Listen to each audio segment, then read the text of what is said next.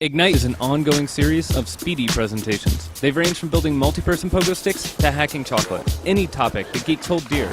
Each speaker gets only 5 minutes and 20 slides that auto-advance every 15 seconds.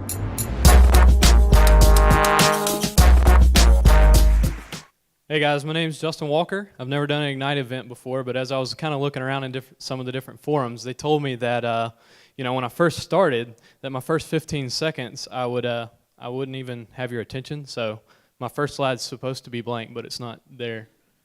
That's my second slide. So I'm going into my second slide here now. I'm going to be telling you about 3 stories and an ass. Story number 1 starts something like this. Once upon a time, which is right now, today, in a country far, far away, Peru, we're not at, it's kind of not advancing. All right, so we're in this country of Peru in the story, and I set out from my source, and I am ready to go out into the world and just make an impact on all living things. When I set out from my source, I was clear, I was clean, I was unspotted, and I was ready to provide life to all living things. And, I was really excited about both my journey and my destination. And so as I'm going down the road, I realize that there's this big problem. There is a huge, huge burden and a price to pay for this journey that I'm taking to my destination. I get this just terrible shame of my existence. I don't even know why it is I exist anymore. Why do I have this shame? Well, it comes from contamination. This contamination that I have comes from all these different things that I've passed by, I've flown through, I've been in all these different areas, and it's just added to me, things that were not made for me, things of the world that came into my life that I did not want to be a part of what I was doing or how I was operating.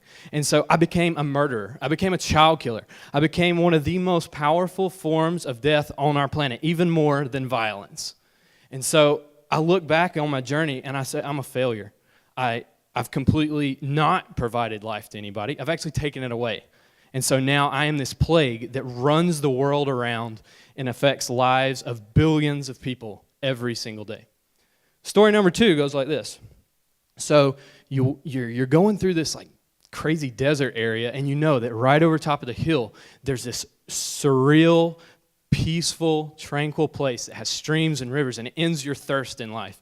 And you know that if I get there, it's going to be over. But then you wake up, and you realize that you wake up from a dream, and you hear it's still dark, and you hear your masters coming out, and they're going to get you and hook you up all day long to do some task.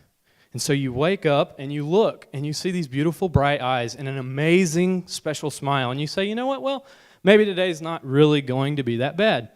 So I think what's happening is you're actually just putting off a reunion with you and your favorite friend. Your friend's name is Burro, and you're going to be looking at his ass for the next 8 hours as you go from where you were at home to your midpoint destination and back. And so as you travel, you have to listen and smell his terrible ass. And so once you get to your midpoint destination, you realize that you're picking up this thing that is a child killer, that has been murdering so many people around the world. Billions and billions of people are affected by this every day. And you realize that you just have to take this water back to the same people. And so you look at yourself and you go, I'm a failure. You are a failure. Why? Because you have done the same thing. You need somebody to come and tell you how to fix this problem. How do I become a better object to provide this water to people? And so story number 3 goes like this. I remember when I was young and I had really bad water. I remember my parents telling me, you don't need to drink this water and because it's dirty, and my brothers and sisters, same thing. And I remember having to go and get this water, but if I wanted to live, I had to drink it. And so out of the blue came these 2 guys with this machine, and they told us, you know what, you don't have to drink dirty water anymore. All you have to do is let us use our machine, and we'll give you clean water, and we'll throw the bad water away. And so we said, you know what, great idea. So they started working, and within 2 days, we had clean water right next to our home, and we didn't have to travel all these far distances to get water. And then within 3 months, I had no sickness. I even forgot what it was to be sick. I didn't even know what was going on in my life to feel sick anymore. And so there in about the same time, I started going to school all the time. I was going to school 5 days a week, and I learned about science and math and history, and I learned about the human body. And did you know that the human body is made of 70% water? And so, it was just this great stuff. And right after that, a year down the road, my dad was able to go to the town and he was able to buy a motorcycle. Why was he able to buy a motorcycle? Because he had a job. Because he didn't have to spend 7 and 8 hours a day going to get water for me and my family. He was able to find another job, and it was just amazing. We were able to communicate with the outside world. And so now, everything's for the win. My family's doing great. My friends are doing good. All in our community, we all have clean water. And I'm getting ready to go to college, and everything is for the win. Why? Because I have clean water.